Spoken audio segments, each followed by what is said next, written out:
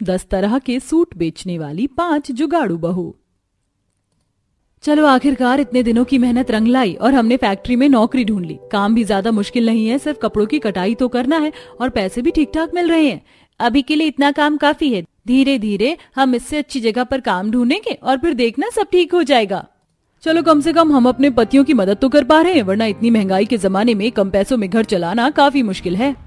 पांचों बहुएं नौकरी मिल जाने की वजह से काफी खुश थीं और अब वो घर आकर सारी बात पांचवी बहू सोनम को बताती है, जो अपनी छोटी सी सिलाई मशीन पर लोगों के कपड़ों पर फॉल लगाने का काम कर रही थी।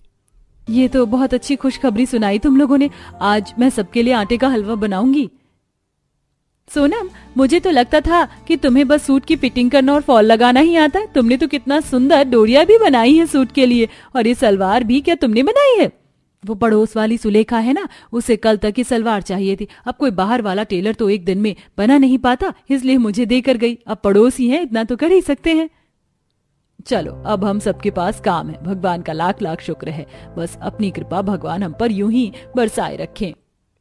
अगले दिन से जहां चारों बहुएं फैक्ट्री में कपड़े की कटाई के काम के लिए चली जाती हैं, तो वहीं सोनम घर में अपनी छोटी सी सिलाई मशीन पर आसपास के लोगों के कपड़ों पर लटकन, फैली लगाना और फिटिंग करने का काम करती है। वहीं पांचों पति भी छोटी मोटी नौकरियां करके घर का गुजारा चलाते हैं। अरे ये तुम पोटला भर के कतरन कहाँ ले जा रही हो? अरे ये कतरन बड़े काम के हैं। मैं तो कतरनों से घर के पर्दे और पायदान बना लेती हूँ और बाकी बचे कतरन किसी ना किसी काम आ जाते हैं। तुम लोग भी आसपास से कतरन इकट्ठा कर लो, कभी ना कभी तो जरूरत पड़ जाती है इन चीजों की। वैसे कह तो ये ठीक ही रही है, यहाँ आसपास कितने सुंदर सुंदर कपड़े के कतरन हैं। चलो हम भी इन्हें इकट्ठा कर लेते हैं। चारों बहुएं आज उन फेंकने वाले कतरन के कपड़ों को इकट्ठा करके घर ले आती हैं और एक कोने में रख देती हैं। ऐसे ही कुछ दिन गुजर जाते हैं। सुषमा घर में झाड़ू लगा रही थी कि तभी उसकी साड़ी का पल्लू घर के दरवाजे में आकर फट जाता है। अरे ये क्या हो गया? अभी 4 महीने पहले तो ये साड़ी ली थी, इसका तो पल्लू ही फट गया। अब कैसे पहनूं मैं इसे? सुषमा परेशान मत हो, मैं कुछ ना कुछ जुगाड़ करती हूँ। सोनम उस पोटली के अंदर से ढूंढकर बिल्कुल सुषमा की साड़ी के रंग के कपड़े जैसा ही एक कपड़ा निकालती है और उस साड़ी पर लगाकर उसे अच्छे से सिलकर उसके अगल बगल लेस भी लगा देती है, जिससे वो साड़ी पहले से भी ज्यादा नई और सुंदर लगने लगती है। ये तो तुमने मेरी बिल्कुल नई साड़ी बना दी। अब तो मैं इसे किसी तीज त्योहार पर ही पहनूंगी। वैसे गर्मी का मौसम शुरू हो चुका है और जब से ये मौसम शुरू हुआ है तब से तो मेरा साड़ी पहनने का मन ही नहीं करता। काश हम भी पड़ोस की औरतों की तरह सूट पहन पाते, लेकिन हमारे पास कहाँ इतने पैसे हैं कि हम लोग नया सूट ला सके, और ना ही घर में सूट के कपड़े हैं। नया सूट लाने के पैसे नहीं है, लेकिन सूट बनाने का अच्छा जुगाड़ है मेरे पास। इस पोटली के अंदर बड़े बड़े और सुंदर तरह के कई सारे कतरन पड़े हुए हैं, हम इनको मिलाकर सूट सिल सकते हैं। अगर ऐसा है तो कितना सही रहेगा ना। हम फैक्ट्री से कतरन ले आया करेंगे और बिना पैसों की हमारा सूट भी बन जाया करेगा। सोनम पोटली के अंदर से अलग अलग तरह के छोटे और बड़े कतरनों को छांटकर इकट्ठा कर लेती है और अब उनसे उन चारों के लिए स्ट्रेट, सिंपल और प्लाजो वाले सूट सिलती है। कतरनों से सिलने के बावजूद भी उन चारों के सूट काफी सुंदर लग रहे थे। सोनम, तुमने अलग अलग तरह के कितने सुंदर सुंदर सूट सिल दिए हैं। ऐसा लग ही नहीं रहा है कि ये कतरनों के सूट हैं। ये तो कमाल कर दिया तुमने सोनम। अब तुम भी अपने लिए ऐसा ही सुंदर सूट सिल लो। चारों बहुएं उन सूट को पहनकर काफी ज्यादा खुश थीं कि तभी पड़ोस वाली सुलेखा उनके घर आती है और उन चारों को अलग अलग तरह के सूट में देखकर, अरे वाह, तुम चारों सूट में बड़ी अच्छी लग रही हो। कहाँ से लिए ये सूट और कितने के हैं? ये सूट हमने कहीं से लिए नहीं है, बल्कि हम जो फैक्ट्री से बचे हुए कतरन लेकर आए थे, सोनम ने उन कतरन से इन सूटों को बनाया है। क्या सोनम, तुमने सच में इतने कतरनों से ये सूट खुद बनाया है? तुम तो सच में काफी अच्छी सिलाई करती हो, और वो भी कतरन के कपड़ों से। मैं तो कह रही हूँ कि तुम ऐसे सूट बनाकर बाजार में बेचो, फिर देखना कैसे बिक्री होती है तुम्हारे सूट की। क्या? और नहीं तो क्या, तुम्हें पता नहीं, कुछ दिनों में ईद आने वाली है। ईद पर तो लेडीज ऐसे ही सूट लेना पसंद करती हैं। बनाकर बेचो और ईद का फायदा उठाओ। सुलेखा कह तो ठीक रही है, अभी तो ईद आने में भी 2-2.5 हफ्ते हैं, लेकिन बाजारों में अभी से ही लोगों की कितनी भीड़ है। सभी बहुएं अपने पड़ोसन की बात मान सोनम इस काम के लिए तैयार हो जाती है और अगले दिन ही अब चारों बहुएं फैक्ट्री से ढेर सारी कतरन लेकर आती हैं। दिन से सोनम 5 से तरह के अलग अलग सूट बनाने की तैयारी में लग जाती है। वहीं बाकी की चारों बहुएं उन सूट की तुरपाई करती, उन पर लटकन मोती लगाती तो कोई उन पर लेस लगाती। इसी तरह एक दूसरे की मदद करके जल्दी सूट तैयार करती हैं और रविवार के दिन बाजार जाकर सभी ठेले वालों के साथ ही अपने भी सूट लगा देती हैं। ईद के लिए अलग अलग तरह के नए सूट ले जाइए, ऐसे सस्ते दाम में प्यारे प्यारे सूट पहले कभी नहीं देखे होंगे आपने। या अल्लाह बाजी, जरा ये हरा वाला सूट तो देखो कितना सुंदर लग रहा है ना, हमारी सकीना पर तो ये खूब जचेगा। ये पीला सूट तो देखो कितनी अच्छी है बाजी, पर यह भी काफी जचेगा। आपके पास तो काफी सुंदर सुंदर सूट है, लेकिन देखने में तो काफी महंगे लग रहे हैं। हमारा 500 से 1000 रुपए के बीच है, उस हिसाब से ही सूट दिखाइए। अरे बहन जी, तो ये जो आपके हाथों में सूट है ना, ये भी 400-400 के हैं। आप सच कह रही हैं बाजी, इतने सुंदर सुंदर सूट 400 रुपए के हैं। मुझे तो ये काफी पसंद आए। मैं तो कह रही हूँ यहीं से ईद के लिए सबके लिए सूट ले लेते हैं। इतने कम दामों में पूरे बाजार में ढूंढने पर भी सूट नहीं मिलेंगे। वो दोनों औरतें कम से कम 5 से 6 सूट लेती हैं और पहले ग्राहकों से ही उन बहुओं की काफी अच्छी कमाई हो जाती है। देख रही हो सोनम, देखते ही देखते हमारे आधे से ज्यादा सूट बिक गए और कितनी अच्छी कमाई हुई और ग्राहक भी बिल्कुल खुश होकर गए हैं। मैंने तो सच में ऐसा कुछ सोचा भी नहीं था। मुझे लगा 1-2 सूट बिक जाए वही बड़ी बात होगी। अब तो मैं दिन रात मेहनत करके ऐसे और सूट बनाऊंगी। थोड़ी देर में कुछ और ग्राहक आते हैं और इन बहू के पास बचे हुए सूट भी बिक जाते हैं। और अब जहां चारों बहुएं आकर सोनम के सूट बनाने में मदद करती, तो वहीं सोनम सूट बनाने में अपना पूरा दिन निकाल देती। और अब हर शाम वो सभी बहुएं सूट बेचने के लिए बाजार जाती, जहां ग्राहकों की बड़ी सी भीड़ लग जाती। आपके पास सूट तो काफी सारे हैं, लेकिन क्या आपके पास अफगानी सूट नहीं है? वो क्या है ना, हम लोग हमेशा अफगानी सूट ही पहनते हैं। हाँ, और मेरी बेटी तो काफी अभी छोटी है, तो वो फ्रॉक सूट ही पहनेगी। आपके पास पठानी पटियाला इस तरह के सूट नहीं है क्या? हमारे पास तो इस तरह के सूट नहीं है, लेकिन अगर आप 2 दिन का वक्त दोगे तो हम ये सूट ले आएंगे। ठीक है, अभी तो आप ये फिलहाल 4 सूट पैक कर दीजिए और 2 दिन के बाद हम यहाँ फिर आएंगे, तो आप ये सारे सूट भी ले आना। बाजार के बंद होने के बाद अब सभी बहुएं घर आती हैं और रात को ही अलग अलग तरह के सूट बनाने की तैयारी शुरू कर देती हैं।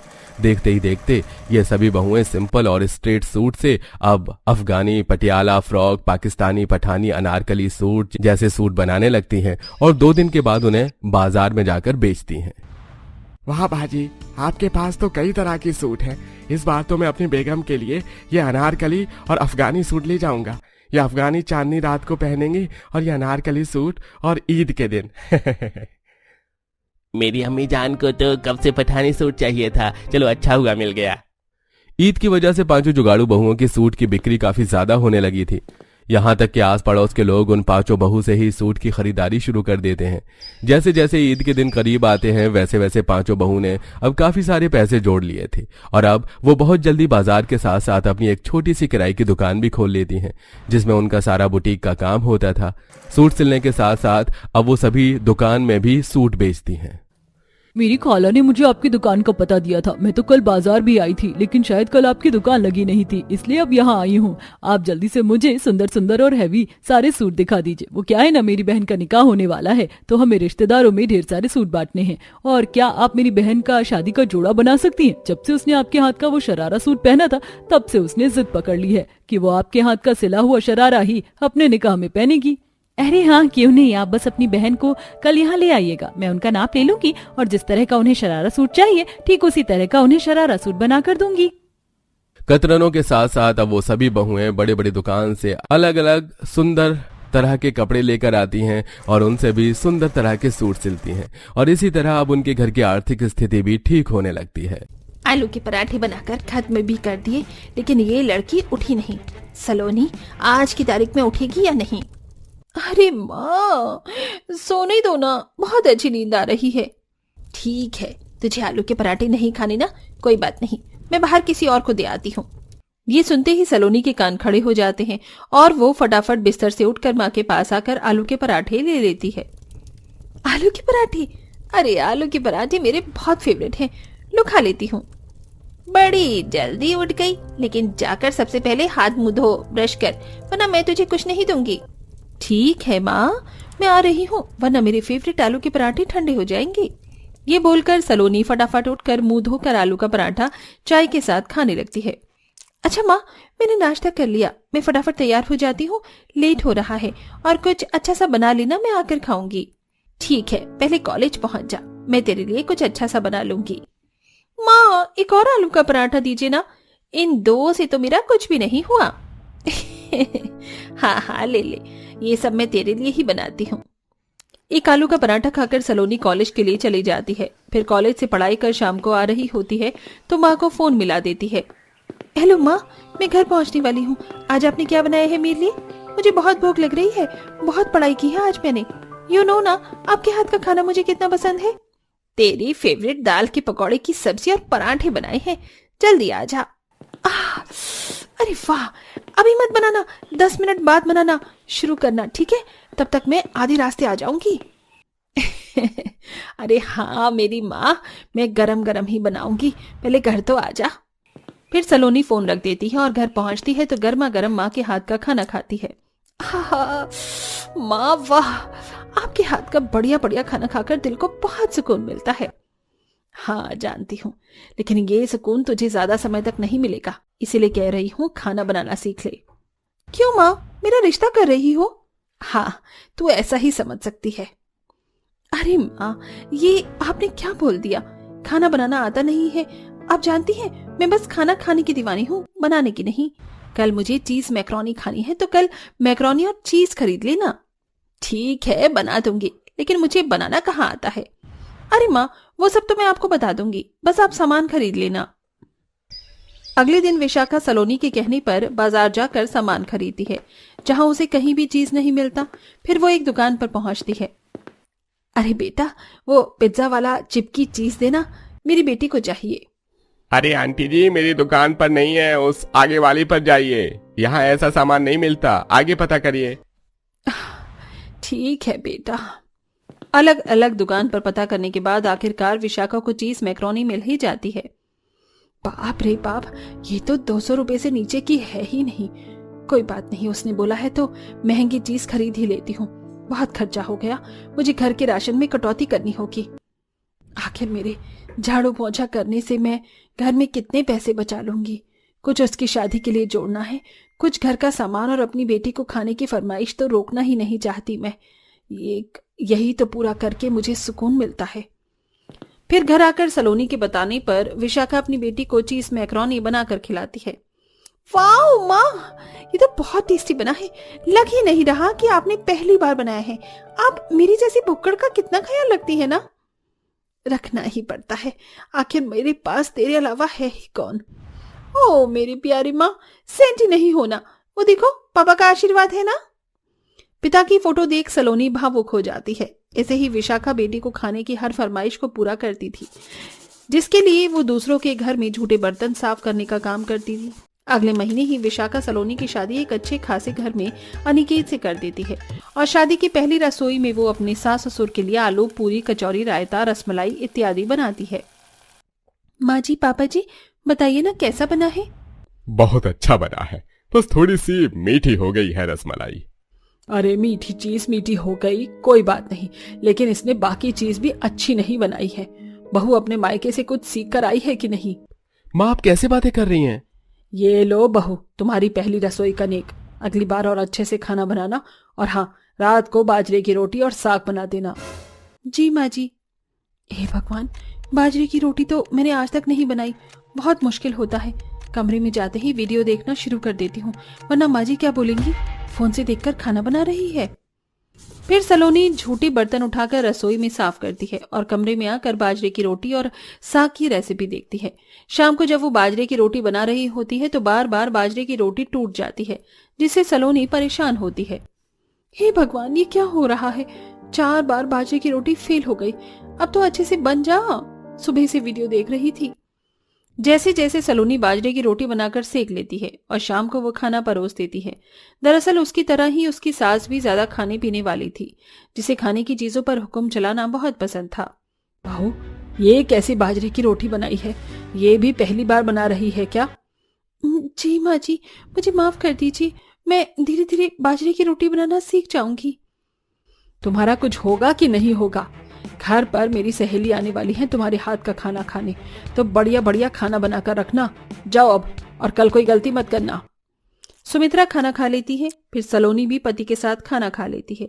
अगले दिन सुमित्रा की सहेली आती है, जहां सलोनी बहुत अच्छा खाना बनाकर पेश करती है, लेकिन सिर्फ सास ही 19-20 की गलती होने पर जानबूझकर कमी निकाल देती है। वक्त गुजरता है। सास दिन में 6 से 8 बार खाना बनाने का हुक्म करती थी, जिससे सलोनी खाना बना बनाकर परेशान हो चुकी थी। इसी बीच उसे अपनी माँ की याद भी आती है कि कैसे वो उसे तंग किया करती थी।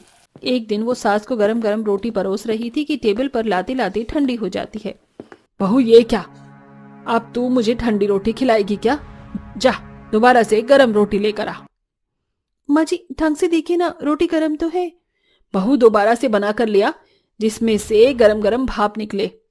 ये सुनकर सलोनी अपनी सास को गर्मा गर्म रोटियां दौड़कर परोसती है, जहां उसकी आंखों में आंसू आ जाते हैं। माँ जी के खाना खाने में कितने नाटक है कि गरम रोटी चाहिए, ठंडी रोटी चाहिए, इतना सा नमक है, उतना सा मिर्च है। ऐसे ही मैं भी माँ के साथ किया करती थी। अरे माँ, ये कितनी ठंडी पूरी है, दूसरी पूरी दो ना, आलू की सब्जी के साथ गर्मा गर्म ही अच्छा लगता है। अरे खाना खाने में कितना नाटक है, अभी तो कढ़ाई से बाहर पूरी निकली है और अब कह रही है कि ठंडी है। ये ले खा। आप तो जानती है ना माँ, मैं कितनी फूडी किस्म की हूँ, खाना बिल्कुल टिप टॉप चाहिए। हाँ पता है, मैं जैसा करूंगी वैसा ही तो भरूंगी ना। अगले दिन सास बहू को कोफ्ते बनाने के लिए कहती है तो सलोनी घिया के कोफ्ते बनाकर ले आती है।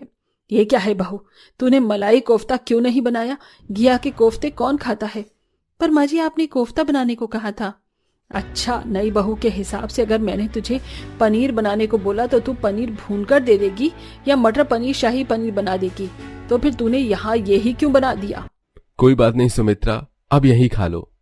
नहीं, मैं ये नहीं खाऊंगी। जा बहू, मलाई कोफ्ता ही बना कर ला। मलाई कोफ्ते के लिए घर में मलाई तो है ही नहीं, मुझे बाहर जाना होगा। फिर सलोनी बाजार जाकर मलाई ढूंढती है, लेकिन कहीं भी उसे फ्रेश मलाई नहीं मिलती। इसके लिए वो और ग्रोसरी शॉप जाती है, तब जाकर उसे मलाई मिलती है और घर आकर वो सास के लिए दोबारा से मलाई कोफ्ता बनाकर उसे देती है। ऐसे ही सास बार बार उसे खाने का हुक्म देकर परेशान करती है। एक शाम, सलोनी, मुझसे शिकायत करने से कुछ नहीं होगा, तुम घर में नई बहू हो, माँ तुम्हें सिखा रही है तो सीख लो ना। जी, आपने ठीक कहा। 2-4 दिनों में अनिकेत खुद देखता है कि सुमित्रा सलोनी पर खाने को लेकर कितना हुक्म चलाती है। बस करो माँ, उसे कितना डांटोगी? अभी घर में आए हुए उसे कितने दिन हुए हैं? आपको उसे इस घर में ढलने के लिए टाइम तो देना ही होगा, तभी कर पाएगी वो। और इतना बेकार खाना भी नहीं बनाती। अगर नमक कम है तो ऊपर से डल सकता है ना, और आप प्यार से भी कह सकती हैं, लेकिन नहीं। मुझे भी लगता है कि मैं बहू के साथ ज्यादा ही सख्ती से पेश आ रही थी। माफ करना बहू। कोई बात नहीं माँ जी, आप माफी मत मांगिए। आपकी इस बात से मुझे भी अक्ल आई है। ऐसे ही मेरी मम्मी को भी परेशान किया करती थी। आप बुरा ना माने तो कुछ देर के लिए मैं उनके पास चली जाऊं? कुछ देर के लिए नहीं, तू अपनी माँ के पास 2-4 दिन रहने के लिए चली जा। वैसे भी तेरे पग फेरे की रस्म नहीं हुई। ये सुनकर सुमित्रा सास को गले लगा लेती है और अनिकेत उसे मायके छोड़ देता है, जहां घर आते ही माँ के गले वो लग जाती है। Sorry sorry sorry sorry sorry sorry माँ, मैंने आपको बहुत परेशान किया ना। आपको पता है, जैसे मैं आपके साथ जिद करती थी ना, वैसे ही माँ जी ने की, और मुझे एहसास हुआ कि आपने मेरे लिए क्या कुछ नहीं किया है। अरे पगली, तू मेरी बेटी है, इसीलिए मैंने ये तेरे लिए सब कुछ किया है। चल, आज तुझे मैं अपने हाथों से खाना बनाकर खिलाऊंगी। बता क्या खाएगी? जो आप बना दो। फिर विशाखा अपनी बेटी की पसंदीदा चीज बनाकर उसे अपने हाथ से खिलाती है और सलोनी कुछ दिन मायके में रहकर अपनी माँ की भी सेवा कर वापस ससुराल चली जाती है।